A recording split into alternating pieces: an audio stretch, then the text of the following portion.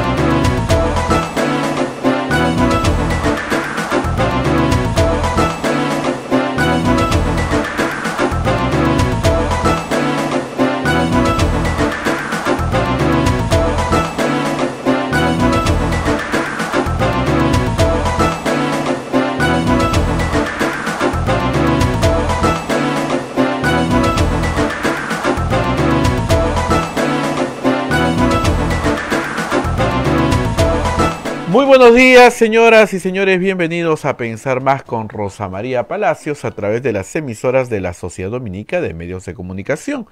La Sociedad Dominica de Medios de Comunicación está integrada por Radio Santa Rosa en Lima, 1500 kilociclos en la amplitud modulada, la AM, y 105 en la frecuencia modulada, 105.1 en la frecuencia modulada, pero solo al sur de Lima. También estamos en Chimbote con Radio Santo Domingo, RSD, Arequipa, Radio San Martín, Veritas Radio, en Cusco, Radio Veritas, Ucayali, Radio Cepagua, la Convención Radio Quillabamba, donde nos ven por su plataforma televisiva, y Puerto Maldonado nos ve a través de Radio Madre de Dios. También nos ven y nos escuchan. A esta red dominica se une otra red de radios en Huánuco, Radio Huánuco, en Ayacucho, Radio La Voz de Ayacucho, en Puno, Radio Pública y Radio La Decana, en Juliaca, Radio San Valentín, en Ancash, Radio Moro, en Huancayo, Radio Cumbres, la radio del Arzobispado, Satipo, Radio Milenio, Abancay, Radio Estación Solar, Yuribagua, Radio Oriente, Cajamarca, Radio Los Ángeles, Apuaquí Estéreo. AM Tagua nos pone en podcast en todo el Perú y el mundo, además los aplicativos móviles, la página web de Radio Santa Rosa, que es www.radiosantarosa.com.pe, y los programas son colgados todos en los canales de YouTube de Radio Santa Rosa y de Sodomco. Hoy es 2 de diciembre y ya estamos conectados con Rosa María Palacios. Rosa María, muy buenos días. Muy buenos días a todos nuestros oyentes, buenos días a los que nos escuchan en Lima, a los que nos escuchan en todo el resto del país y por supuesto en el mundo entero. Desde el extranjero nos ven mucho. Los que me ven ahora nuevamente, estoy en mi misma locación que ayer, refugiada. Todos los que siguen este programa y también el de RTV se quejan de que hay mucho ruido porque, claro, hay una obra frente a mi casa y yo no soy dueña de la calle ni soy dueña del terreno del frente. Mucha gente se queja cuando hay una obra cerca a su casa, y yo entiendo, es muy molesto, es muy desagradable, pero nuestros derechos terminan donde empiezan los derechos de los demás, y yo no me puedo apropiar del terreno ajeno y decir que no pueden hacer bulla durante mi programa en Radio Santa Rosa. Y como la bulla iba a crecer en estos días, me he refugiado aquí por ahora y luego buscaremos otras locaciones de refugio, probablemente la próxima semana, hasta que terminen por lo menos los acabados, ¿no? Que va a ser un poquito largo, me quedan 2 o 3 meses por delante. Y en esto estamos, por eso estamos transmitiendo desde acá. Vamos a hablar de varios temas. Hoy día va a estar con nosotros Fernando Tuesta, para hablar del impacto, ¿no es cierto?, de la reforma política, de lo poco que el Congreso pudo, de lo poco que el Congreso pudo recoger de ella, y cómo lo que está ocurriendo hoy en estas internas no tiene nada que ver con la reforma política. Se están confundiendo las cosas y vamos a aclararlas hoy. Pero vamos a algunas noticias. Tenemos, por supuesto, el Frente en Ica, un mega operativo esta madrugada que captura a más de 60 miembros supuestamente de Sendero Luminoso. Vamos a ver cómo sigue eso. Pero quería empezar por Vizcarra en el Congreso. Nos estábamos riendo con Abel. El presidente Vizcarra estaba citado al Congreso de la República para el día de ayer a las 10 de la mañana. Se suponía que en una sesión pública estaba citado a la Comisión de Fiscalización. Y esta sesión, que iba a ser pública, de repente, sorpresivamente, se convierte en una sesión reservada. ¿Por qué iba a ser sesión reservada? O sea, si al señor Vizcarra este Congreso lo ha vacado públicamente, no veo por qué una sesión de la Comisión de Fiscalización podía ser reservada. El tema era el caso de nuevo Richard Swing, que cada vez que yo trato de explicarlo afuera, Abel, tú no sabes la vergüenza que me da, porque les tengo que explicar a un grupo siempre de periodistas extranjeros o de personas. Ayer estuve con la gente de la Comisión Interamericana de Derechos Humanos, fuimos Gustavo Mome, César Romero y yo, está hoy día reportado en La República, y yo trataba de explicarles el caso de Richard Swing, y la verdad es que hay poco que explicar, ¿no? O sea, ¿cuál es el crimen? El crimen es que el señor canta mal y baila mal, o baila peor de lo que canta, no sé, la verdad, o que, no sé, su música es fea. Le dije, nunca un contrato de menor cuantía, ¿no es cierto?, que en 3 años, con 5 o 6 ministros, cuesta en total $50.000, son varios años, termina en un proceso de vacancia constitucional. O sea, el disparate es demasiado, era demasiado rochoso. ¿Se dan cuenta? Porque lo que querían era simplemente vacarlo con cualquier excusa. Y eso te da una secuencia, ¿no es cierto?, que sigan investigando en el Congreso el caso Richard Swing. Eso significa que no tienen sangre en la cara, pues no tienen vergüenza. El caso está judicializado. Y cuando en estos días la fiscal de la Nación decida iniciar un proceso de investigación contra el señor presidente e incluirlo en otro proceso, se tendrá que pedir al Congreso un antejuicio, o sea, una acusación constitucional que tiene que presentar la fiscal de la Nación para iniciar un proceso. Pero la Comisión de Fiscalización quería circo. Lo raro es que cuando tú quieres circo, normalmente necesitas una cámara, necesitas que sea público, necesitas una audiencia. El circo necesita, ¿no es cierto?, a un público que aplauda, que pifee, lo que fuera. Pues cerraron al público la transmisión. Lo que sucedió después no duró ni 20 minutos. El presidente de la República se paró y se fue. De acuerdo a testimonio de su abogado, le apagaban el micro a él para que no hable, y ante las primeras 2 intervenciones, lo único que el presidente escuchó fueron insultos. La pregunta es, ¿tiene derecho un congresista a insultar a cualquier persona que vaya a la Comisión de Fiscalización? Ese es el problema con la inmunidad parlamentaria, porque se sienten impunes para poder insultar. Son groseros, son vulgares, y hacen de su grosería y su vulgaridad una causa política. Y esto no tiene sanción, salvo en el voto popular. El voto popular que los castiga. Pero ahora, claro, como no pueden reelegirse, aunque estén desesperados por meter un Senado, como no pueden reelegirse, entonces ya no tienen incentivo siquiera para aparentar su falta de vulgaridad. Ya no disimulan. El presidente se paró y se fue. E hizo muy bien. Algunos han dicho que se acoge a su derecho a guardar silencio. Tú te acoges a tu derecho a guardar silencio en un proceso judicial. La comisión investigadora del Congreso no tiene ningún derecho que otorgarte. A lo que sí tienes derecho, que tiene derecho todo ser humano, está en el primer artículo de la Constitución, es a la dignidad. Y cuando los congresistas pierden todo respeto por la dignidad del ser humano, se comportan de esa manera. Entonces, en el momento en que una autoridad pierde respeto por la dignidad del otro, tiene que pararse e irse. No participar. No acepto, ¿no es cierto?, lo que uno tiene que decir, el resguardo de sus derechos, ser tratado de esta forma. Ni como expresidente de la República, ni como ser humano.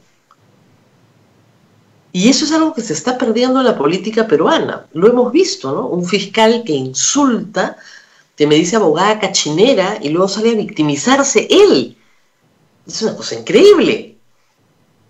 La autoridad, el poder, no te da derecho a menoscabar la dignidad de los demás.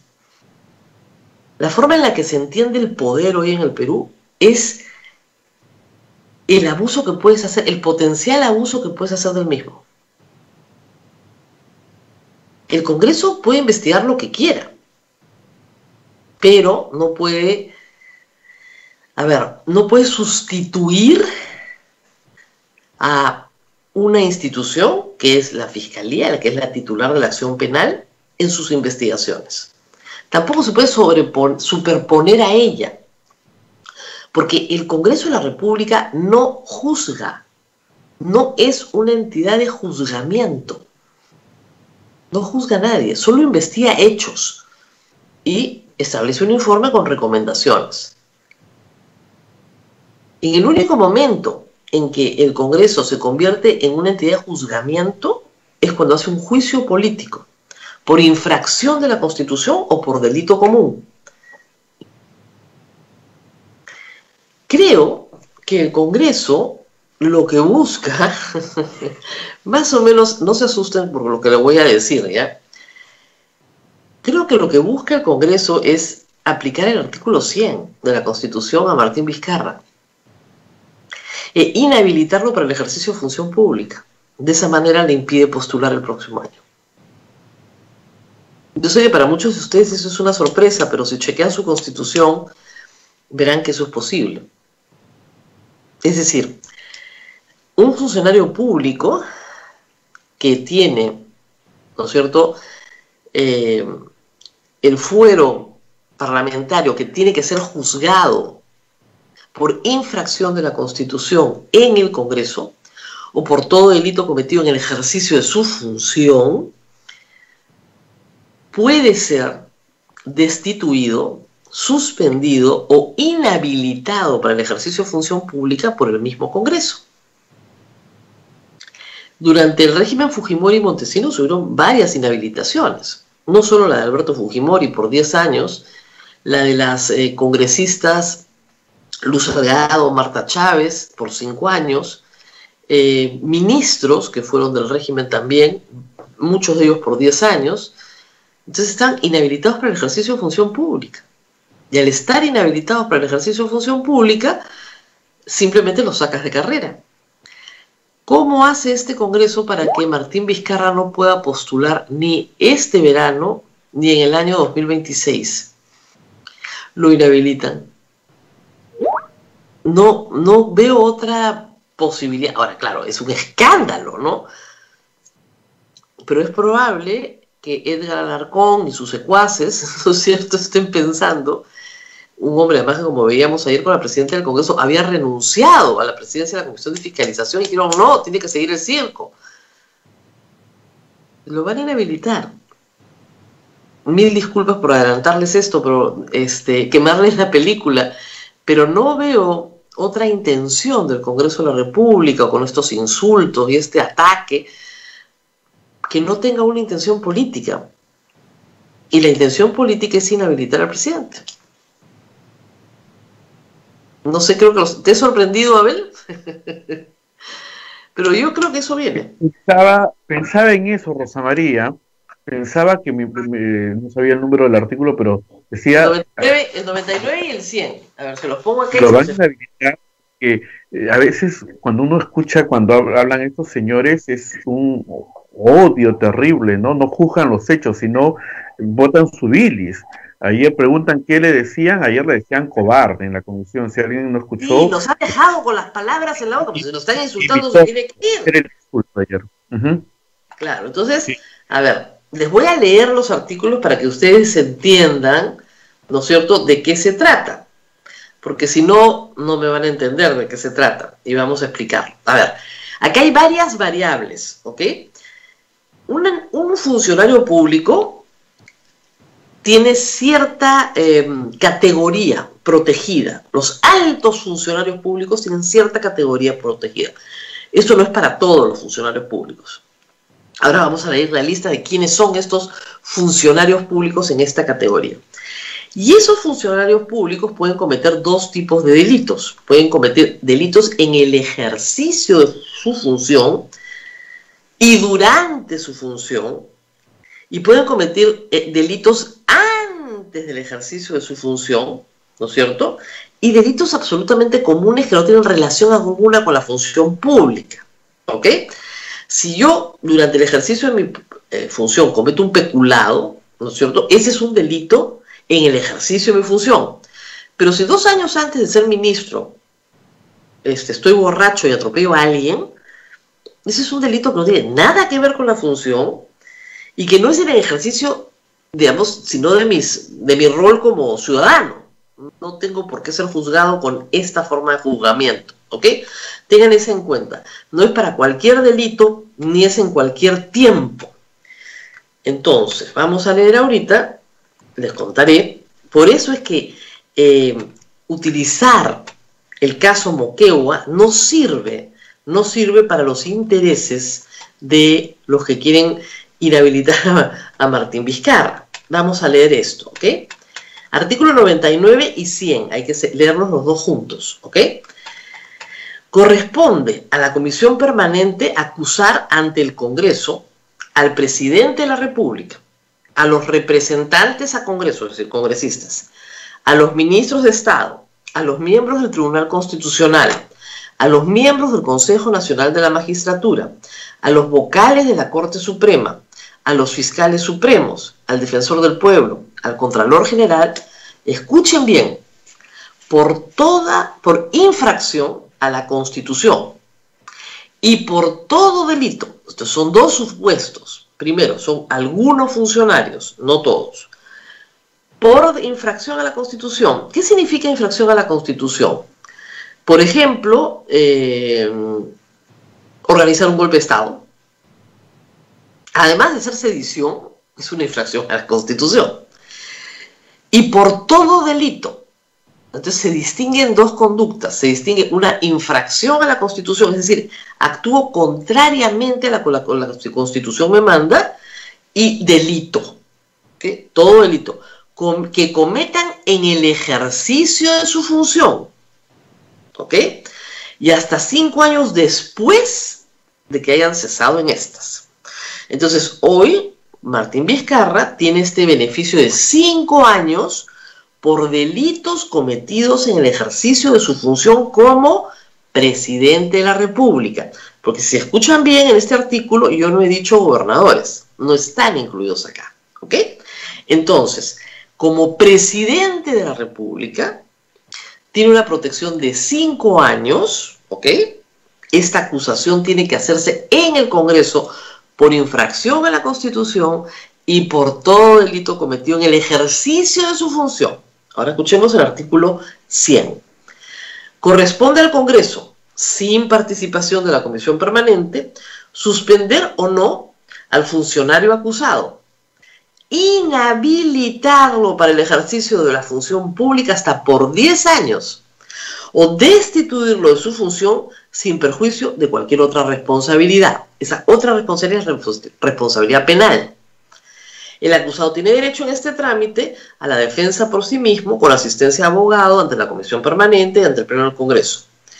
En caso de resolución acusatoria de contenido penal, el fiscal de la Nación formula denuncia ante la Corte Suprema en el plazo de 5 días. El vocal supremo penal abre la instrucción correspondiente. La sentencia absolutoria de la Corte Suprema devuelve al acusado sus derechos políticos. Los términos de la denuncia fiscal y el auto apertorio de instrucción no pueden exceder ni reducir los términos de la acusación del Congreso. El artículo 99 y 100 se tienen que leer juntos, porque así se entienden, ¿ok? Entonces, de nuevo, repasando, para algunos funcionarios, no para todos, entre los que se encuentran congresistas, presidente, ministros, ¿ok?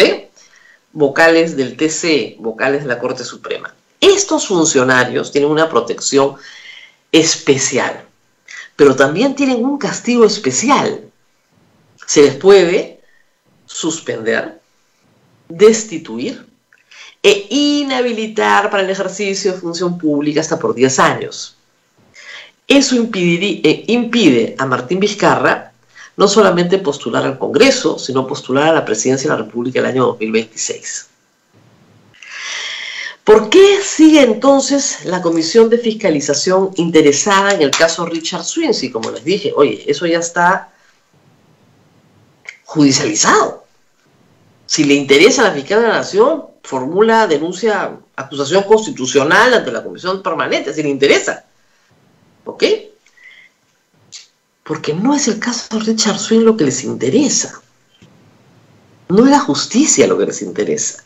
Lo que les interesa es aniquilar al enemigo.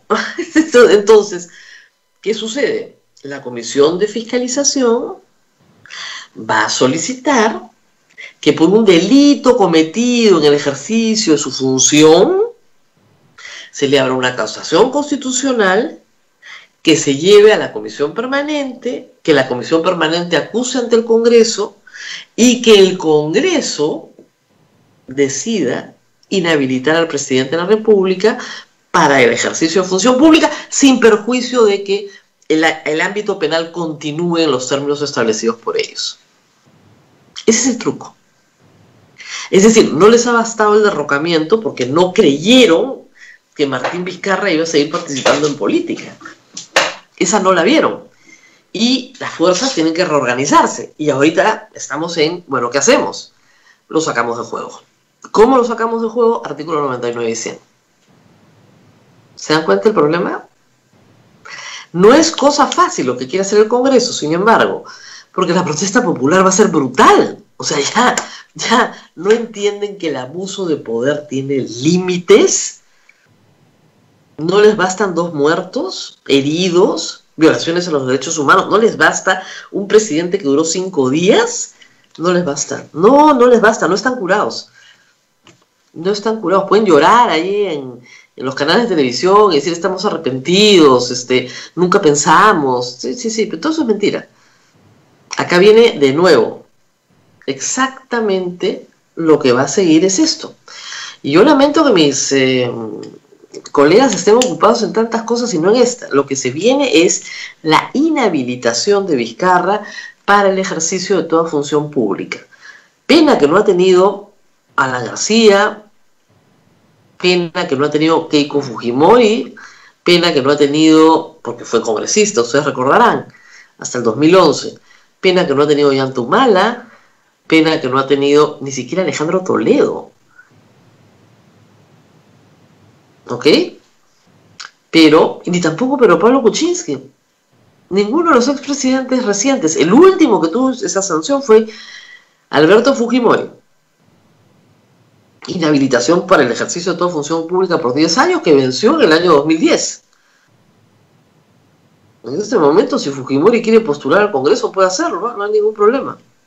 Ya no, porque ahora hay la prohibición por sentenciado, ¿no?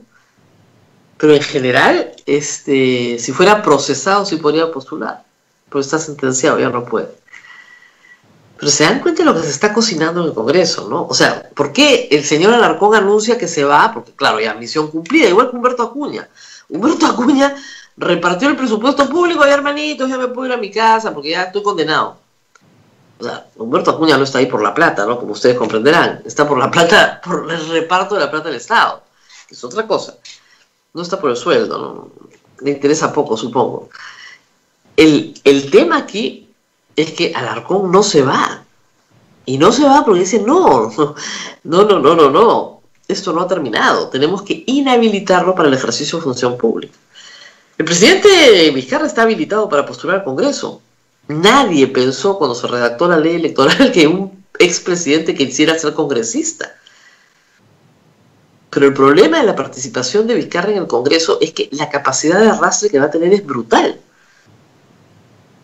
Y esta citación y la conducta del Congreso ayer, y me parece que el retiro estratégico del presidente fue lo correcto, a lo que apunta es a una penalización mayor, inmediata además, que no espera un proceso judicial que puede demorar 2 o 3 años. No, esto lo van a organizar en 15 días. Así como hicieron una vacancia express, van a hacer una inhabilitación express. Y al presidente solamente le va a quedar probablemente un amparo que no llegará al Tribunal Constitucional, sino hasta después de las elecciones. ¿Se dan cuenta el problema? Así opera este Congreso, es una maquinaria. Es una maquinaria de arbitrariedad. Pero eso es lo que van a hacer. No lo van a dejar postular. Y aun cuando yo, usted o cualquiera no votaría por Martín Vizcarra, yo creo que tiene todo el derecho a postular. Y que ese derecho no puede ser recortado por un Congreso irresponsable que lo único que está generando es un caos político con estas determinaciones. Lo que van a hacer con Vizcarra es continuar persiguiéndolos. El mensaje es, ¿no entendiste que teníamos que sacarte el mapa? Bueno, ahora vamos a continuar persiguiéndote. Es curioso, ¿no? Estos congresistas no serían congresistas si Vizcarra no los hubiera convocado en un proceso electoral, que nace de un acto de Vizcarra, que es la disolución del Congreso. Pero no tienen ningún agradecimiento en la materia, ninguno, cero. O sea, al contrario, lo odian. No en el odio, digamos, personal, sino en el odio político, digamos, por ponerlo de alguna manera. Tienen que liquidar al adversario. Es un peligro muy grande para partidos como APP tener a Vizcarra en la cancha. Es un peligro inmenso para todas las izquierdas. Y no les digo para Fuerza Popular. O sea, Somos Perú es un partido chiquito, casi mínimo en el Perú, que pasó la valla con las justas. Colocar dentro de ese partido a un personaje que tiene una enorme popularidad va a ser letal para los demás. Hay límites en la Comisión de Fiscalización, pero esta historia solo lo han escuchado acá en Radio Santa Rosa, y créanme, yo en estas no me equivoco.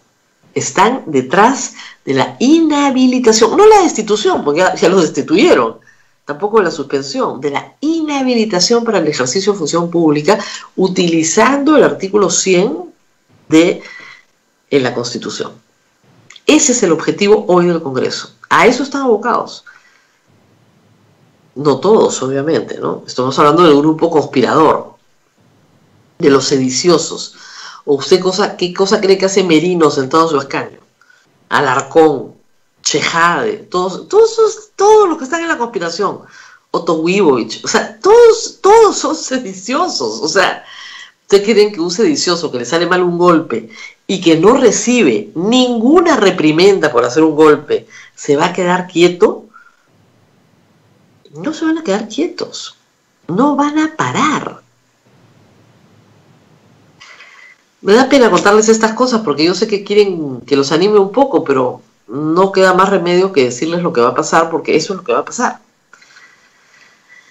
Y Vizcarra es astuto, es un político, como dice Juan Carlos Zafur, taimado, y va a actuar, o sea, va a salir a defenderse muy rápidamente, ¿eh? No crean que manco no es, pero está en franca minoría. Porque yo sí creo que en el Congreso bancadas como la de FREPAP, bancadas como la de UPP, bancadas como justamente la de Podemos, la de Acción Popular, la de APP, lo inhabilitan para el ejercicio de función pública por 10 años alegando lo que sea. Pero no pueden alegar los actos de Moquegua. ¿Se dan cuenta? Porque eso no sucedió en el ejercicio de la función pública como presidente de la República. Lo único que tienen es el caso Richard Swing, no hay otra cosa. Y como no hay otra cosa, tienen que seguir en el caso Richard Swing, no pueden usarlo de Moquegua. Reitero, Moquegua no está protegido en los artículos 99 y 100, porque tiene que ser un delito cometido en el ejercicio de la función. Por eso es útil el caso Swing, porque lo que se dice es tráfico de influencias. Él influenció para que contrataran a su amigo y bailara y cantara en el Ministerio de Cultura. ¿Ok? Muy bien, Abel, nos tenemos que ir a la pausa, ¿no? Me imagino que el público tiene muchas preguntas después de lo que he explicado. Sí, sí. La pregunta que se repite es, ¿y qué puede hacer Vizcarra? Esa es la pregunta que se está repitiendo. Obviamente, recurrir un amparo. Primero, alertarlo. Yo creo que la opinión pública en esto ha tenido un peso importante, ¿no? Explicarlo. Acá lo que el Congreso quiere es inhabilitarme para la función pública antes del proceso electoral. Y va a ser una amenaza permanente en enero, en febrero, en marzo. O sea, mientras más arriba esté Vizcarra en las encuestas, peor va a ser la amenaza. Y van a usar, como les reitero, cualquier cosa. Y este es un caso en el cual también, hay un procedimiento, pero el procedimiento, si el Congreso quiere, es flash. El Congreso no quiere en el caso de Alarcón, que está acusado. Ahí está la comisión permanente, Dios sabe cuándo lo van a ver. Ayer la señora Mirta Vázquez decía, estoy pidiendo a la comisión permanente que me digan para reunirnos por este caso. Si tienen sentado a Humberto Acuña, que es condenado, y no hacen nada, condenado, nada. El señor Alarcón era Contralor de la República y está incluido en, por supuesto, la lista de funcionarios que yo he dicho, ¿no es cierto? Entonces, sí, el Contralor General. Entonces, tiene beneficio de antejuicio. ¿Por qué al señor Contralor no le aplican, ¿no es cierto?, la inhabilitación para función pública por 10 años? Sus delitos son graves, ¿ah? A nadie se le ha ocurrido. A él no. Pero a Martín Vizcarra, por el caso de Richard Swing, sí. Es raro, ¿no? Vizcarra lo que puede hacer es informarse, porque de repente no está informado, alertar al país de lo que quieren ganar con los votos de un Congreso golpista, lo que no van a ganar en las urnas. También puede apelar al Jurado Nacional de Elecciones por su derecho a la participación política, porque es evidente que esto es una persecución política para evitar que pueda ejercer su derecho a la participación política. Y bueno, vamos a ver qué pasa después. Puede pedir una acción de amparo contra la amenaza, porque las acciones de amparo también se establecen contra la amenaza con una cautelar. Y también puede, en el transcurso del proceso electoral, cuando ya esté su lista inscrita, apelar al Jurado Nacional de Elecciones que el Congreso no le puede instituir para inhabilitarlo de participar en elecciones. Porque ese es el fin, inhabilitarlo de participar en elecciones. No. Muy bien. Ya ingresa Fernando Tuesta, desde una gran biblioteca en la que nos acompaña. Pero vamos a cambiarlo. Ay. Es de mentira, es una foto. ¡Ah! El lado derecho de mi biblioteca. Yo necesito eso. Vamos a hacer una pausa, Abel. Una pequeña pausa. Para hacer unos ajustes. Sí. ¿Ya? Y regresamos con Fernando Tuesta.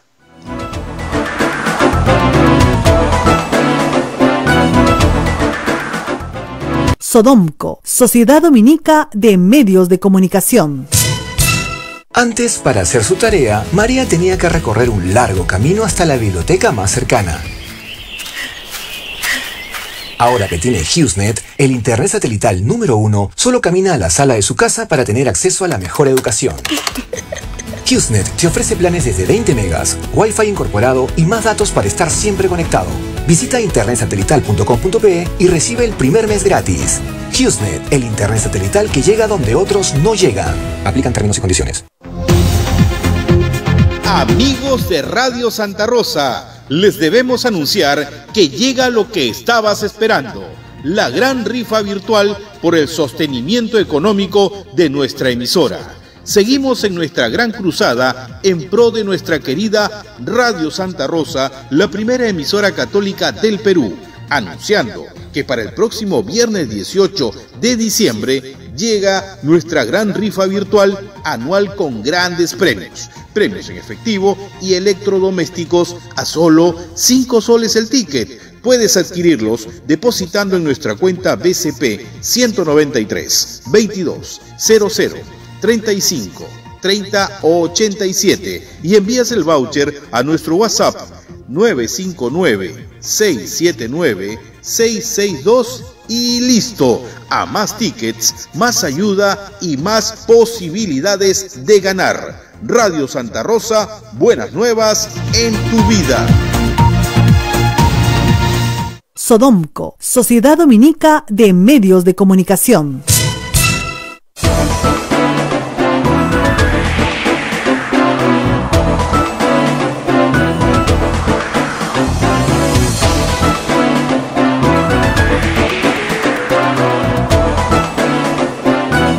A pensar más a través de las emisoras de la Sociedad Dominica de Medios de Comunicación, Radio Santa Rosa en Lima, Radio Santo Domingo en Chimbote, Radio San Martín en Arequipa, Radio Veritas Cusco, Cepagua, Ucayali, Radio Quillabamba La Convención, Radio Madre de Dios en Puerto Maldonado, Radio Huánuco en Huánuco, Radio La Voz de Ayacucho en Ayacucho, Radio La Decana y Radio Pública en Puno, Radio San Valentín en Juliaca, Radio Cumbre en Huancayo, Radio Moro en Ancash, Radio Estación Solar en Abancay, Radio Oriente en Yurimaguas, Radio Los Ángeles en Cajamarca y la página web de Radio Santa Rosa www.radiosantarosa.com.p. Rosa María ya se encuentra con el doctor Fernando Tuesta Soldevilla. Adelante. Bueno, muy buenos días a Fernando Tuesta por estar con nosotros. Tenemos aquí varias preguntas que hacerle a raíz de lo que es ya la pre de la contienda electoral. Los procesos que estamos viendo el domingo pasado y el domingo que viene son los que van a servir de base para armar las listas parlamentarias y las planchas presidenciales. Primera pregunta. Nosotros hubiéramos querido unas primarias abiertas, simultáneas y obligatorias. No se pudo, pero quiero que quede claro que lo que estamos viendo no se parece a eso. Y quiero que explique las diferencias. Porque no faltaron que han dicho, esta es la reforma que han propuesto los politólogos que no saben nada. Muy bien. Diferencia entre lo que hemos visto y entre lo que ustedes propusieron. Yo diría, Rosa María, gracias por la invitación, lo que era antes, lo que ha sido ahora y lo que pretendíamos que sea en adelante. A ver, para quienes en realidad dicen, pues esta es la reforma, uno de Tuesta de frente, ¿no? En el 2003 la ley decía, los partidos para que puedan inscribir candidatos tienen que pasar por elecciones internas. Había 3 modalidades.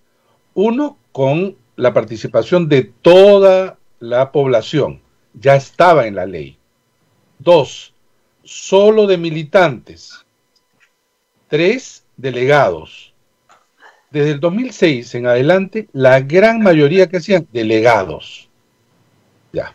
Entonces, luego vino la discusión sobre elecciones internas y el Parlamento disuelto aprobó las propuestas nuestras, que eran efectivamente las primarias abiertas, simultáneas y obligatorias.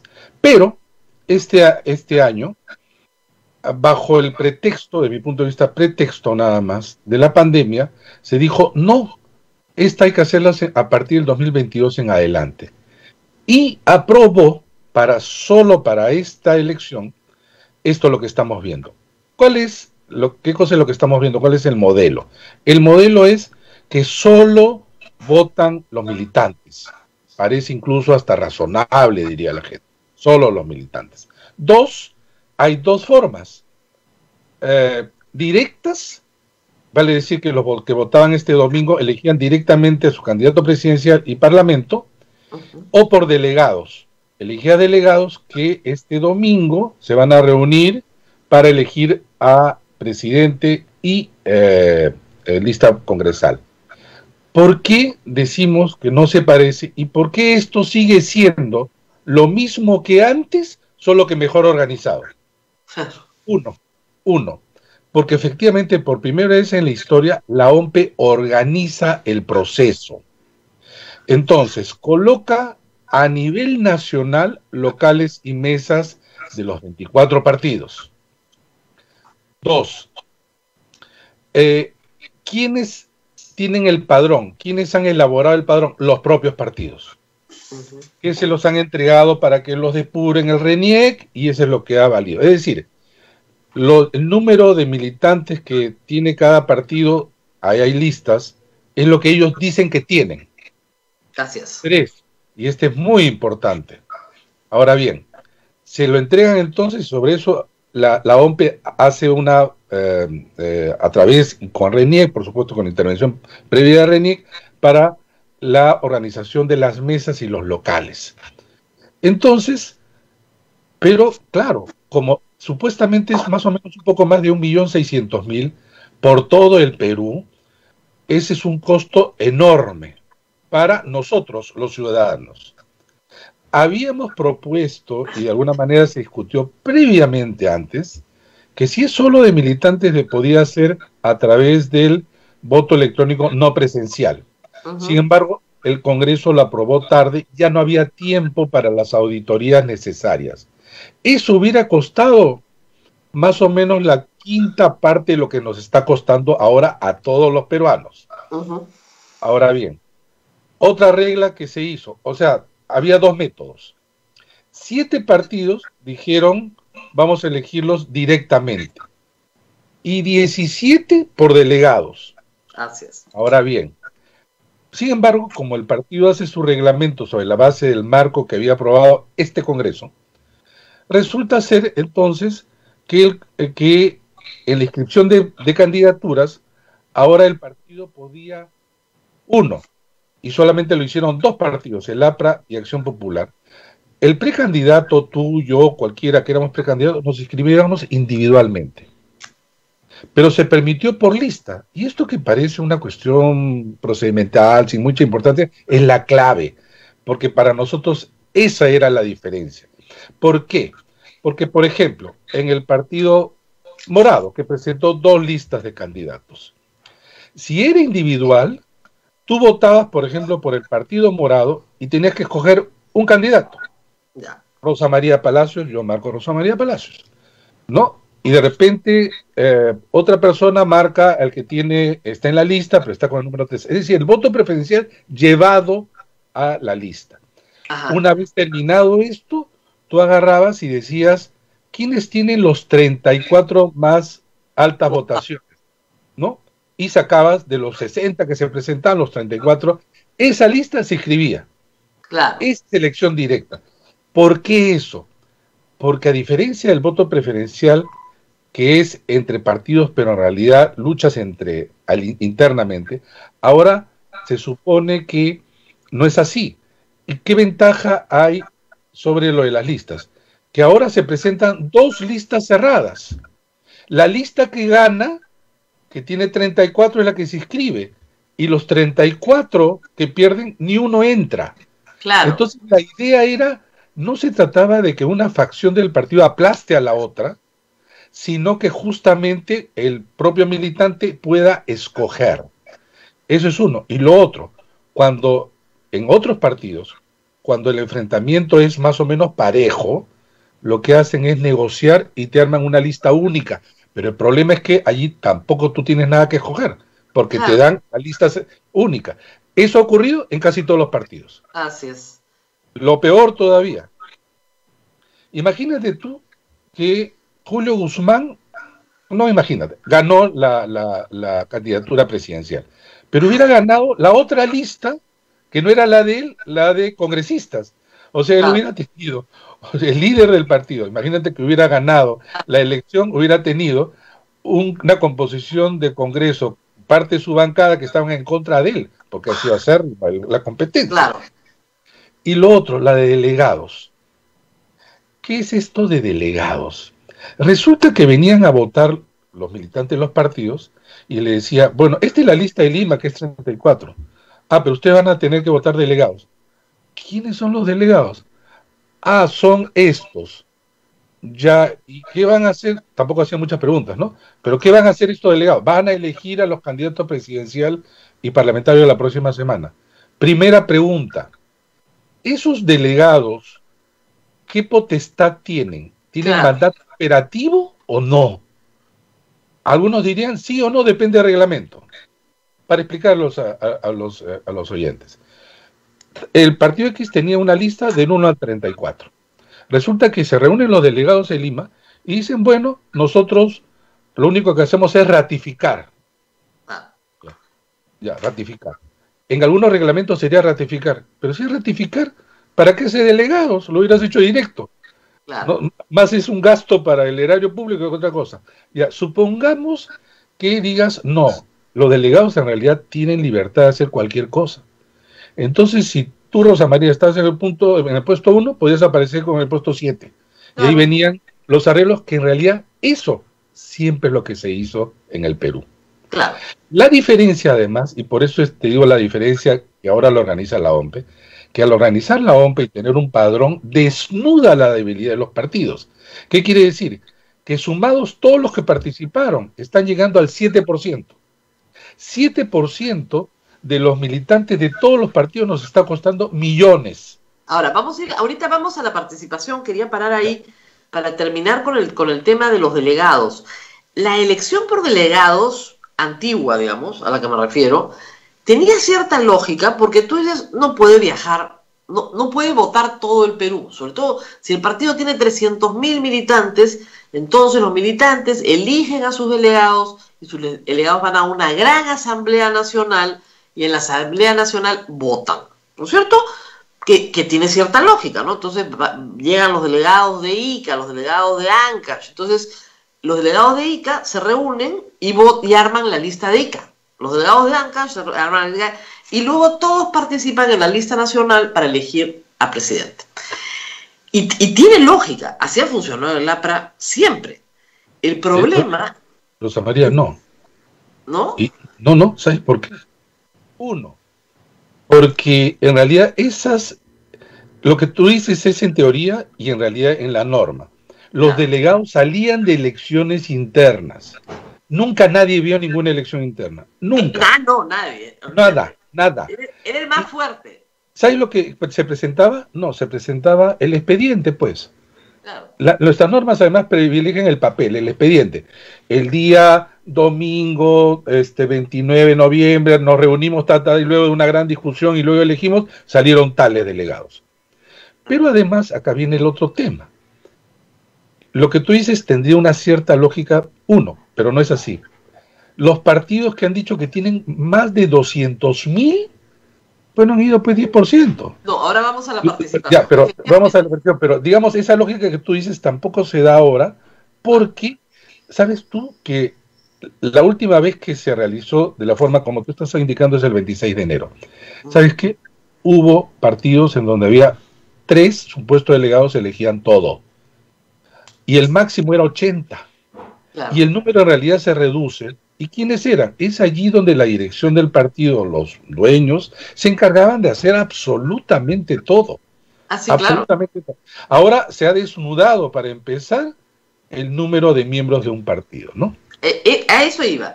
Los porcentajes de participación lo que revelan es el verdadero padrón, por ponerlo de alguna manera, ¿no? Sí. Los partidos declaran tener, sobre todo los más antiguos, el Partido Popular Cristiano, el APRA, Acción Popular, están por encima de los 200.000 habitantes, encima de los 100.000 militantes de todas maneras.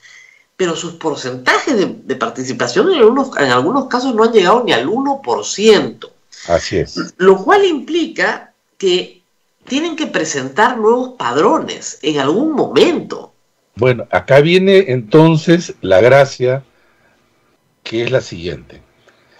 El Congreso anterior, cuando se presentó la reforma, nosotros dijimos, se debe basar en militantes. Ya no firmas, desaparecieron las firmas.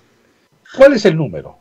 Y nosotros dijimos lo siguiente. El número de militantes mínimo que debe tener un partido debe ser equivalente a la cantidad de cargos que el partido debe postular. De presidente de la República, entonces tú tienes, la plancha tienen 3, más 130 de el Congreso, más Parlamento Andino, consejeros, concejales, gobernadores, etcétera, era más o menos 12.500. Cuando estuvimos en la Comisión de Constitución, varios nos dijeron, Fernando, como tú no militas, tú no sabes nada de estas cosas, ¿sabes qué? Con ese número se van a presentar miles. No puede ser así. Bueno, dijimos, ya, tenemos tenemos un razonamiento y esto nos da. ¿Cuál es el de usted? Nada. Vamos a hacer lo siguiente, vamos a duplicar lo que tú dices. Exacto. Y entonces, ¿pero cuál es el razonamiento? ¿Por qué no triplicas, cuadriplicas? No duplicamos. Entonces, si eran miles, yo decía, si tú duplicas, entonces miles entre 2, ¿no? Entonces, porque es por la propia lógica matemática. Pero bueno, así lo hicieron. ¿Cuánto era? Digamos, 24,000 y tantos. En el 1%, es el 1% del padrón. Ya, digamos, que era 25,000, ¿ya? Bueno, entonces resulta que los partidos que ya estaban inscritos, que eran 24, de esos, dos terceras partes no llegan a 24,000. O sea, le piden a los nuevos que sí confirmen que tienen 24,000, pero ellos no. Entonces, muchos partidos se dieron cuenta y habían sincerado su padrón, entonces, un poquito nomás. En cambio, los antiguos tenían padrones de 200 y tantos mil, ¿no? U otros como, estoy hablando de el APRA, el PPC, Acción Popular, Alianza para el Progreso, tenían muchos. Pero, por ejemplo, el Partido Morado, que tuvo la mayor tasa de participación, está bien, pero está muy por debajo de los 24,000. Ah, no, claro. El Partido Morado, que es el que mejor tasa de participación tiene, ha llegado al 25%, 24-25%. Y es el partido nuevo, o sea, como es nuevo, su militancia es nueva y no puede haber perdido el afecto, ¿no? Ahora, se puede entender que la pandemia, que te da miedo, el ausentismo. Yo dudo, yo hubiera esperado un 50% de participación, ¿no es cierto? Mínima, porque la gente pues también se enferma, qué sé yo. Pero 1% de participación. Pero el caso de Frente Amplio solamente tiene 500 militantes que fueron a votar. Sí es. 500. Bueno, esa es la otra diferencia de nuestra propuesta. Nosotros dijimos, luego de un proceso donde se van quedando los cascarones, decimos, van a las internas. No obtienes el 1.5 y chao, y te quitan la inscripción. Porque se supone que tú estás diciendo que tienes 24,000 para empezar. Para empezar, ¿no? Y además, ¿por qué van a ir a una elección para elegir cargos de tanta importancia que dirigen nuestras vidas en términos políticos, sociales, económicos, partidos que carecen siquiera de miembros? Sí, pues, sí. ¿Cómo pueden asumir una responsabilidad de esa naturaleza? Bueno, exijamos pues un poco más. Ahora, veamos hacia adelante, porque no todo, esto es trágico, pero veamos hacia adelante. Sí, efectivamente, ayer estuvimos con el señor Corbeto, nos dijo que ellos estaban preparados para recibir 1.600.000 electores. Claro. Y no han recibido ni 10.000 en total. Había más gente hombre en los locales que los miembros de los partidos. Sí, pues. Y por otro lado, ahora tienen que organizar una elección para 800 delegados, que es el total de 17 partidos. Así es. Que no es nada. Nada, pues. Nada. Bueno. Ahora, ¿cuántos van a venir? De esos, ¿cuántos van a venir? Por diferentes razones, algunos no van a venir. No, yo me imagino que sí participarán, porque ya son los que corren. Sí. Una alta participación de esos delegados, sin duda. Claro. Pero Rosa María, la pregunta que yo hacía, y que en realidad es válida, creo, para todos los militantes que no conocen siquiera, salvo los muy enterados, que son poquitos, los dirigentes, delegados, etcétera. ¿Qué van a hacer los delegados? Elegir. ¿Qué van a elegir si ya están elegidos para empezar las candidaturas presidenciales? Pero digamos las congresales. ¿Qué van a elegir si lo que han hecho es inscribir listas cerradas con el número ya de los escaños de cada departamento?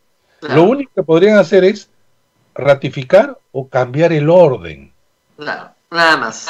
Y tú, el militante sabía, o el candidato sabía, que esos delegados iban a cambiar el orden que te pusieron. Claro, algunos pueden decir, el orden fue por sorteo, digamos. ¿Ya? Entonces, ¿el delegado qué va a hacer?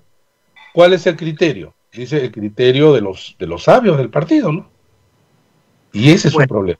Los sabios del partido son siempre un problema. Ahora, vamos viendo para adelante. Cuando termine el proceso electoral 2021, la composición de las fuerzas políticas en el Perú va a sufrir un terremoto. Así es. Por varias razones. Primero, porque partido que no pase el 5% en su lista parlamentaria ya no juega. No, más 5 congresistas electos. No supongamos que no tiene 5 congresistas electos. No, tiene que ser, si no ahora te sale. Son ambas condiciones. Ambas, ok. Ya. No tiene ni 5 congresistas electos, sale. Yo calculo que de los 24 partidos, más o menos fijos, salen 14. Ahora tenemos 9. No, yo creo que van a quedar en el Parlamento alrededor de 7 nada más. Ok, pero digamos, yo soy más buena gente, ¿ya? Digamos, yo soy más generoso, digo, ya, salen 14. Esos 14 pueden volver a tramitar su inscripción, pero ya no pueden presentar el padrón antiguo, ¿no es cierto? Un nuevo padrón tienen que pasar. Tienen que presentar. Claro, nuevo mucha padrón. gente puede ser la misma, claro, ¿no? Pero es un nuevo padrón. Es una nueva inscripción, tiene que ser nueva, porque Así si es. no... Y comités. Claro, y todo lo demás. Entonces, ese partido tiene que abocarse a construir una organización que hoy no existe. Así es. ¿Ok? Y los otros 7, según tú, 10, según yo, porque soy una buena gente, porque es diciembre, estamos en Adviento, viene el niño Jesús, 10, ¿qué va a pasar con ellos? Ellos no tienen que construir esa organización. Bueno, lo primero, ¿sabes? No es... a ver, públicamente quizá podemos hacer una apuesta, Rosa María, ya que la última no pagaste. no, escúchame. La última, en la última ganó esta casa, no yo, pero esta casa ganó. Sí, esta casa. Mira. La casa ganó. Ahora hay 9. Okay. Salieron 9. Ojo. Ahora que tú tienes candidatos presidencial que jalan hacia arriba, claro, esto se va a reducir. Sí, no va a haber 9. Por eso yo creo que va a haber 6, 7. Yeah. Y si es que hay 2 o 3 candidatos que concentran muchos, también sus listas parlamentarias. Más el factor Vizcarra en Somos Perú, eso te digo 6, 7. Claro, 6, 7. Es que el factor Vizcarra cambia toda la correlación de fuerzas. Pero como le he advertido al público hoy, el plan en el Congreso es no dejarlo postular. Sí, claro. Seguro. No, van a inhabilitarlo para función pública más o menos de todas maneras. Lo de ayer es un anticipo de eso, ¿no? Ajá. Entonces, sí, claro. Pero digamos, supongamos que sean ya 7, como tú dices. Los otros 17 tienen que tomar una decisión, ¿no es cierto? Morir, porque ya pues simplemente, no sé, pues ya estuvo bueno, o sea... o armar una organización. Ese armado de organización va a ser caro, es difícil. Estos partidos, los 17 que quedan afuera, no tienen financiamiento público. No, los que entran sí, ¿no es cierto? Van a tener. Van a tener. Entonces te dicen, oiga, esto no es muy democrático, pues señor Tuesta, ¿no? O sea, un revés en la vida, ¿quién no tiene? Claro, usted dirá, no es un revés, son varios reveses, ¿no es cierto?, a lo largo de su historia. Además hay otra cosa interesante, no hay alianzas, no hay ninguna alianza en esta oportunidad, porque claro, las normas disuaden a las alianzas porque... Esa era la idea. Sube la valla, cuando baja la alianza, y sube la valla 1%, nada más, pero igual, no han querido. Uno por cada uno. Claro, entonces no han querido. Ese es un tema complejo también, pero que tiene lógica. Y luego ¿qué? Estos partidos se rearman, pero el problema es que vamos a unas elecciones regionales y municipales con 7 partidos. Ya, vamos a intentar contestar. Con 7 partidos nacionales, ok. Ya. Hay muchos partidos pequeños que son partidos que por obra divina aún tenían inscripción. Esos van a desaparecer y no van a volver a aparecer. No van a volver. Muchos han sido aventuras, proyectos personales, van a desaparecer. Pero hay otros que no son esos, que han intentado o van a intentar inscribirse y lo van a lograr para el 2022. Okay. Luego, entonces no solamente serán estos 7, sino serán otros, que tienen desde abril hasta el abril próximo, hasta el 2022, será pues en julio, tendrán un año para construir comités y los 24,000 militantes. Ahora bien, hay lo que se llama en la ley, y esa era la idea, pero la ley incluso desde el 2003, que nunca se ha usado, que es la fusión de partidos. Así como las empresas, la fusión de partidos. ¿Qué es esta idea? En realidad, las alianzas era simplemente un cortacamino para superar la valla y cada uno por su lado. Bueno, pero la fusión es distinta, porque, Rosa María, la pregunta es, ¿cuál es la diferencia real que existe entre la gran mayoría de estos 24 partidos? ¿Programática? ¿Ideológica? No, son dueños, pequeños dueños, no de parcelas. Entonces, le decimos, bueno, ahora hay fusión. 2 partidos inscritos se pueden fusionar. Entonces, serán 2 pequeños, o 3 o 4, pero además ahora se va a permitir la fusión de un nacional, así sea pequeño, con movimientos regionales. Ok. Y además la tercera posibilidad que no existía antes, es que si es que hay movimientos regionales en un número de la mitad de los departamentos de región más 1, al fusionar se crean un partido nacional. Ok. O sea, la idea era inducir a crear partidos y no dispersar partidos, porque ese es el punto, ¿no? Entonces, la norma estaba justamente, tenía la idea de tener partidos nacionales y en lo posible, por supuesto, fuertes, pero que las normas tengan ese mismo sentido, porque en el Perú la norma decía, tengo este objetivo, pero en realidad las partes componentes iban en otro sentido. Entonces, incentivos y desincentivos. Esa era la idea. Es la idea en realidad.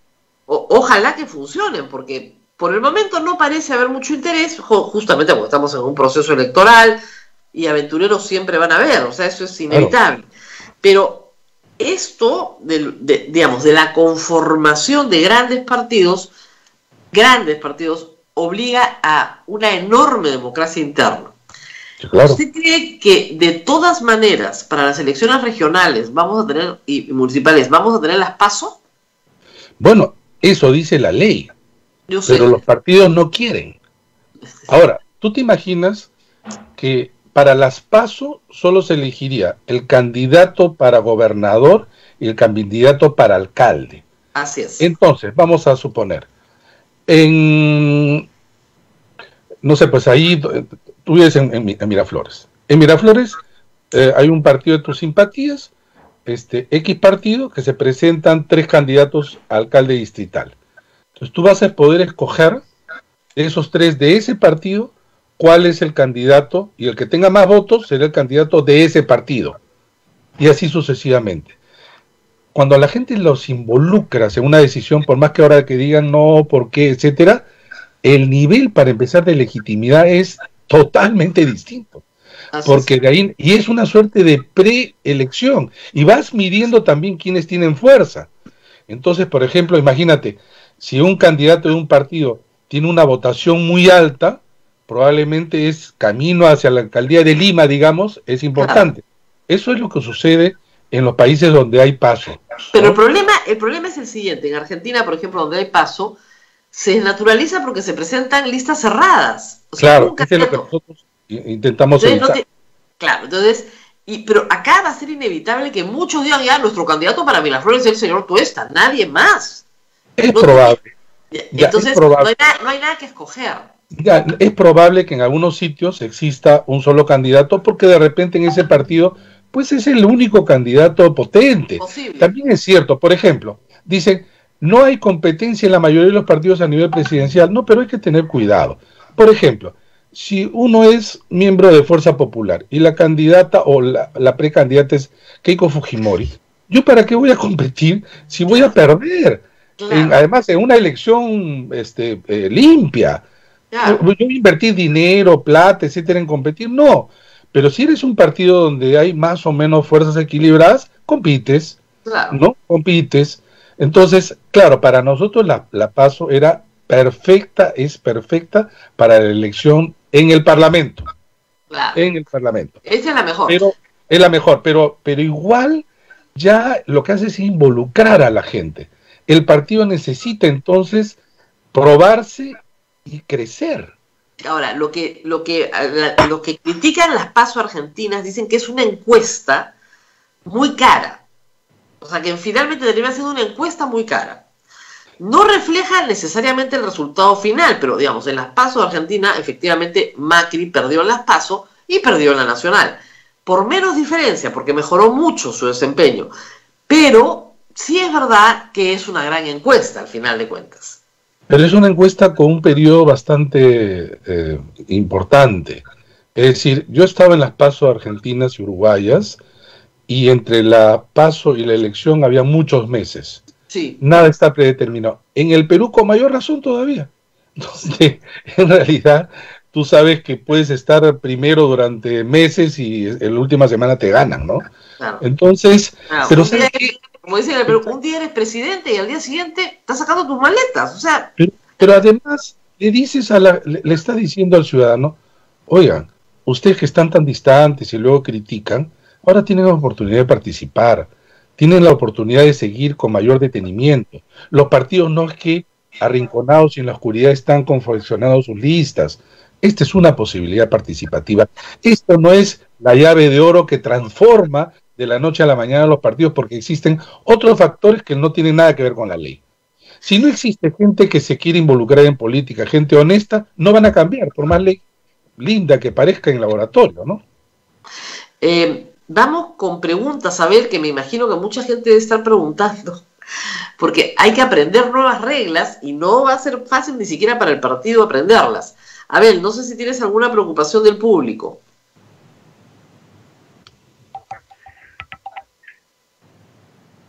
Preguntan, sí, Rosa María, preguntan por qué tenemos tantos partidos, qué podemos hacer para tener menos partidos. Nos marea.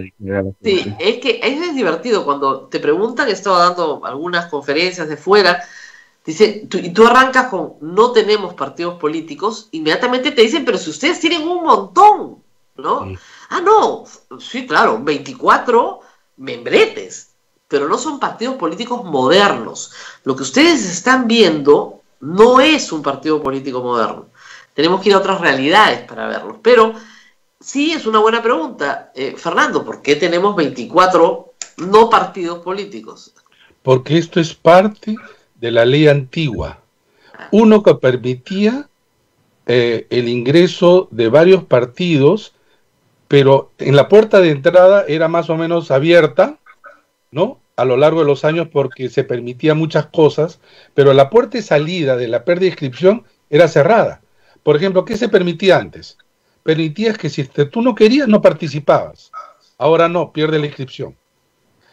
Tú participabas y estabas viendo que ibas a perder la inscripción porque no superabas la valla, te retirabas. Ahora no te puedes retirar. 3, eras un partido pequeño y entrabas en una alianza. Ahora no hay alianzas, pero si hubiera, como ocurrió con varios partidos, si no conseguías dentro de la alianza tu partido al menos un escaño, desaparecías. Ahora eso no es posible. 4, antes tú sacabas un porcentaje de 5%, pero como sucedió con Perú Posible en el año 2006, sacaste solo dos congresistas. Ahora tienes que sacar 5, si no, no entras y desapareces. O el APRA en el año 2011 que sacó 4. Entonces, el número se va a reducir, pero la idea nuestra era para llegar al 2021 ya tenía que haber ya un nivel de reducción. Pero esta es la carga de los incentivos perversos de la ley anterior. Por eso es lo que tenemos, pero terminado, como tú bien has indicado, el 11 de abril se va a reducir el número ostensiblemente. Pero sin embargo se abre la oportunidad para que se formen nuevos partidos. Y esa es la vida. Los partidos nacen y pueden morir si no tienen un desempeño electoral mínimo que señala la ley. ¿Qué más, Abel? ¿Qué más preguntas tenemos? ¿Por qué cree, doctor, que el señor Chejade insiste con la bicameralidad? Bueno, a ver, personalmente y en la comisión nosotros propusimos la bicameralidad, también el gobierno del señor Vizcarra también lo propuso, y de alguna manera todos están de acuerdo. La ciudadanía no está de acuerdo porque en realidad no hay debate, y lo que está pensando es Si tenemos 130 malos congresistas, una bicameralidad hace crecer el número y vamos a por qué multiplicar el número de malos. No quiero. Así es la discusión y ahí se cerró la discusión. Pero es intuitivo, ¿no? Es intuitivo, claro, es intuitivo, ¿no? Entonces, ahorita no vamos a discutir la bicameralidad, pero sí decir lo siguiente. Efectivamente, en la Comisión de Constitución se está discutiendo un predictamen para la bicameralidad. El tema, yo veo, es que si es que esto se inicia de un debate en el Pleno y público, va a concentrar el rechazo de la gente, porque el Parlamento lamentablemente tiene un nivel de desprestigio, más aún con todos los últimos acontecimientos. Entonces, puede ser la idea buena, pero inoportuna. Incluso el predictamen, yo tengo muchos comentarios favorables al predictamen, pero claro, se puede perder esa oportunidad por quienes están llevando adelante el proyecto, que son los partidos que la gente ha rechazado. Ahora, ¿va a llegar al pleno y lo van a aprobar? Miren, ¿saben lo que siente la gente? No les interesa la bicameralidad por el diseño, les interesa para hacer una puerta de entrada a la postulación como senador. Ahora, podría decírseles entonces, iniciemos el debate y que digan, no, pues, es recién a partir de 2026. Exacto. ¿No? Una bicameralidad, etcétera. Pero además ir a la discusión de otra manera. Por ejemplo, Rosa María, hay un solo congresista en Madre de Dios. Un solo congresista. Así es. ¿Qué puede hacer en la semana de representación que dice? Ir pues a visitar un pueblo, 2, 3, 4 y se regresa, un vasto territorio. De repente los de Madre de Dios dicen, nosotros necesitamos más de un representante. El de Pasco tiene 2. Para empezar, en un país tan accidentado geográficamente, ese es un problema. Pero además, tenemos lo siguiente. Somos el país, y yo tengo un ranking mundial elaborado con mucho esfuerzo, con mucha data, donde el Perú es uno de los más subrepresentados del mundo. Del mundo. Pero claro, la gente dice, sí, pues, pero son malos representantes. Perdónenme, pero los parlamentos no son populares en ninguna parte. En ninguna parte. Y en América Latina no tenemos casos muy parecidos. Miren ustedes lo que ha pasado en Guatemala, ¿no? Han intentado incendiar hasta el Congreso, ¿no? Pero además es lo siguiente. Yo creo que los miembros de la Comisión de Constitución deben de tener en claro que tienen que sentir lo que la gente en este momento realmente considera al Parlamento. Iniciar un debate, y un debate de donde no aparezca justamente esa idea de yo quiero el camino para regresar pronto, en el 2022, a través del Senado. Porque lo que puede ocurrir es el sentido inverso, ¿no? El efecto inverso. Van a quemar una propuesta que estamos batallando muchos de hace años sobre la bicameralidad, que nunca debió perderse en el Perú, que no es, por supuesto, algo así como el Edén, pero es mejor que la unicameralidad en muchos sentidos, ¿no? Así es. Muy bien, a ver, no sé si nos queda alguna otra pregunta para... Cifra, sí. ¿La cifra repartidora va a continuar? Sí, eso no está en discusión, porque eso no ha sido el motivo de la desproporción que hubo entre el 36% de los votos de Fuerza Popular contra el 53% del escaño que consiguió. Eso se debió a 2 factores, justamente porque tenemos pocos escaños distribuidos en muchas regiones de departamento, y Fuerza Popular fue el partido que tuvo una votación promedio más pareja en todos los departamentos, sacó congresistas en todos los departamentos. No tiene que ver con Fuerza Popular, no tiene que ver con la cifra repartidora, que por ahí repiten de manera continua.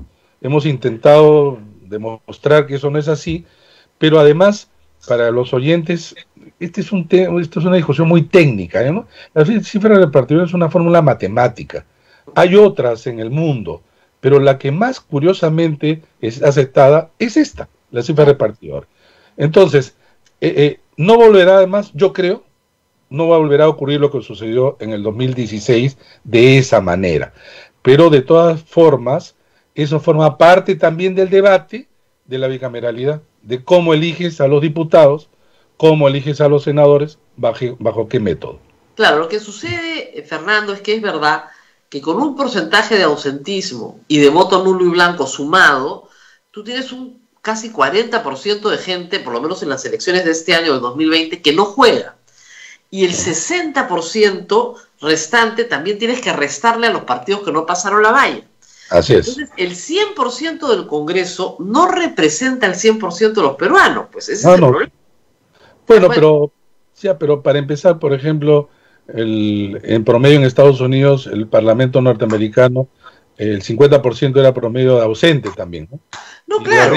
le restas también algunos que no votaron por los dos partidos y se reduce. Claro. Esto también es cierto.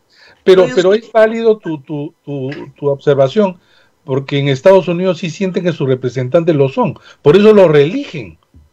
La tasa de reelección en Estados Unidos es 90% promedio. Claro. Y tienes congresistas que tienen senadores años de años. ¿No? En la Cámara de Representantes igual. Claro, ¿qué es su vida? ¿Qué es su vida? Profesionalmente. Pero que además que no está mal, Rosa María. No. O sea, hay que decirle al público que llegar al Parlamento debe ser un nivel más alto de una carrera política, donde tú has tenido cargos en el partido, has sido de repente concejal, has sido alcalde distrital, llegas al Parlamento y de repente luego eres candidato presidencial. No, acá de frente eres candidato presidencial. Sin haber hecho nada. Sin haber hecho nada. El único que ha hecho eso en Estados Unidos es Donald Trump. Ahí está. Es el único que no tenía pasado. Y miren la vergüenza, para empezar, del presidente que ha tenido Estados Unidos. Igual en el Perú, con todas las críticas que se puede hacer, Belaúnde obviamente tenía pues una carrera política, Bedoya tenía una carrera política, Alan García tenía una carrera política, Javier Descanseco, Lourdes Flores Nano, Valentín Paniagua tenían una carrera política, pero los presidentes que hemos tenido en este siglo, salvo Alan García, eran presidentes que entraron a la política pocos años antes y de frente candidato presidencial. Y muchos parlamentarios, este es su primer cargo, ¿no? Claro. Entonces la política requiere no solamente conocimiento, inteligencia, sino conocer hacer política, que es toma de decisiones, que es conversar, pactar, también discutir, etcétera, y tomar adecuadamente decisiones. Y eso se gana con la experiencia en la vida de la política. Pero si no hay reelección, chao, pues. No vas a ser político 5 años, no político 5, nuevamente político 5, eso es absurdo.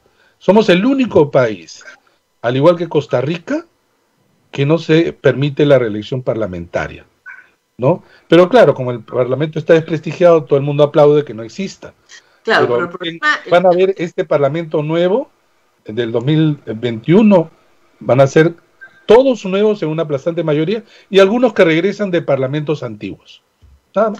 Ahora el problema, Fernando, es que este sistema sobre-representa minorías. Eso es lo que me parece más dramático. No solamente subrepresenta mayorías, sino sobre-representa minorías.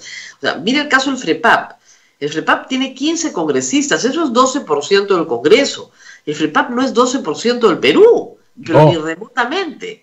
Y hemos tenido bancadas evangélicas absolutamente reaccionarias, casi fascistas, ¿no es cierto?, que no representan digamos, tienen el 10% del Congreso y no representan al 10% de los peruanos.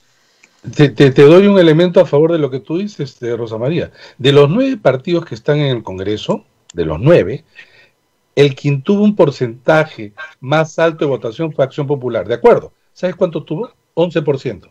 Así es. 11% y sacó 25 congresistas, que es el 19%. Con 11% sacabas casi el 20% del Parlamento. Y todo el mundo aplaudía, y decimos el partido más fuerte, sacó 11%. El menor, Somos Perú, 5%. Con la justa. Entre el mayor y el menor había de 11% a 5%, 9 partidos. Lo que normalmente en un Parlamento, cuando tú tienes 11%, eres la cola del ratón, ¿no? Ese es lo último, ¿no? Es lo último, ¿no? Ahora eres el primero, ¿no? Ahora eres cabeza de ratón, digamos, ¿no? Claro. Ahora eres cabeza de ratón. Pero ahora yo creo que eso va a cambiar en el 2021, porque hay candidaturas presidenciales que obviamente arrastran. y entonces vas a tener, por eso yo creo, 7 partidos, no voy a decir cuáles de los que yo creo por ahora, ¿no? Todavía no hemos hecho la apuesta. Todavía no hemos hecho apuesta. Entonces, pero va a haber una reducción del número, ¿no? Y esperemos pues que con las reformas que se vayan entendiendo y además incorporando esos artículos que digo que incentiven por un lado, desincentivan, pero con un norte, ¿no? Lo que hemos estado haciendo hasta ahora ha sido desnaturalizar las normas, hacerlas mal, pero bueno, esa es parte también de la política del lado pues ciudadano, ¿no? Del lado de los medios, que felizmente tienen algo que decir, ¿no? Bueno, muy bien, muchísimas gracias. El Parlamento Andino, me preguntan mucho por el famoso, el Parlamento Andino, ¿para qué sirve? ¿Es útil? ¿Por qué pagamos a estos parlamentarios? Pregunta la gente. Bueno, son 5 representantes que se eligen de manera directa de hace varios años por un acuerdo, un compromiso hecho por el Perú, que yo personalmente creo que debe modificarse. Yo creo que, por ejemplo, de la Comisión de Relaciones Exteriores del Congreso debiera un delegado en las pocas reuniones que hay del Parlamento Andino. Es decir, una sino una delegación indirecta, pero además lo que se discute en el Parlamento Andino no tiene ningún impacto sobre las decisiones de los gobiernos, son meramente declarativas, ¿no? Pero se les paga igual que a un congresista, tienen exactamente las mismas prerrogativas, nadie sabe, como tú bien has dicho, Abel, y a través de las preguntas de los oyentes, pero eso nos cuesta, y creo que nos cuesta mucho. De mi punto de vista, debe modificarse para que no exista esta elección sobre algo que, para empezar, repito, la gente no sabe para qué sirve, y en efecto, sirve muy poco. Muy bien. Ya nos tenemos que ir despidiendo, Abel, porque me toca irme a otro trabajo, el pluriempleo Salvador del Perú. Gracias. Gracias, Fernando, tú estás con nosotros. Gracias, Rosa María, Abel, gracias a los oyentes. Y yo creo que para diciembre, para fines de diciembre, el 22 de diciembre están las listas cerradas. Así es. Y hacemos una pollita de diciembre a marzo y después de marzo a abril. De todas maneras. Gracias, Rosa María. Hasta luego. Saludos. Hasta luego. Muchísimas gracias al doctor. Bien, Rosa María. Nos tenemos que despedir, Abel. Nos vamos. Pero permíteme invitar a nuestros oyentes que nos ayuden con la rifa. Es el 18, ya. Ustedes saben que Radio Santa Rosa es una emisora pastoral y necesita para subsistir de su apoyo. ¿No? Y además quiero agradecer a la gente en Twitter que espontáneamente ponen, bueno, este servicio que da la radio es gratuito, a ver pues si nos ponemos con una rifa, y de verdad nosotros vivimos de eso. A mí me hace mucha gracia cuando me ponen mermelera, recibe plata del gobierno, ¿no? ¿Qué recibimos nosotros? Pues? No mandan ni siquiera a hacer una misa. Entonces, ojalá mandaran a hacer una misa, ni eso mandan a hacer. Nada, no nos llega nada. Entonces, vivimos realmente de la caridad. Vivimos de la caridad y estamos muy agradecidos, por supuesto, ¿no? ¿Quién no va a estar agradecido de todo el cariño que recibimos? La rifa vale 5 solcitos. ¿Y qué pasaba antes? La vendíamos en la puerta de la iglesia, ¿no? En el colegio, en la iglesia, en todas las obras dominicas se podía vender. Pero el problema es que ahorita, colegios cerrados, iglesia cerrada, no tenemos más que estos medios para anunciarlo. Entonces sí, necesitamos su ayuda. Y además, por teléfono, o sea, WhatsApp, les mandamos los números de los tickets por WhatsApp. Es un método bien práctico, no lo vamos a agitar mucho. Solo necesitamos que nos manden la platita, nada más. Eso. Muy bien, Abel. Ahí vamos a poner la publicidad. Bien, Rosa María, nos vamos hasta mañana. Esperamos tener más noticias para compartirlas mañana. Siempre hay, siempre hay. Todo. Cuídate mucho. Hasta mañana. Chao, chao.